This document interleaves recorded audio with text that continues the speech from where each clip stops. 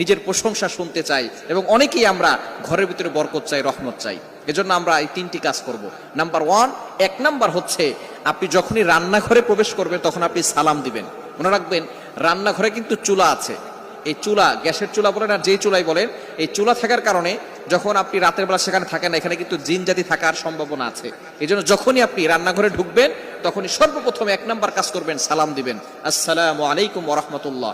কেউ থাকুক আর না থাকুক, ঘরে যখনই প্রবেশ করবেন, যদি ঘরে কেউ নাও থাকে তারপরে সালাম দিবেন, কারণ ঘরের ভিতরে অনেক সময় শয়তান থাকে। আপনার সালাম দেওয়ার কারণে সেই শয়তান সেখান থেকে বের হয়ে যাবে।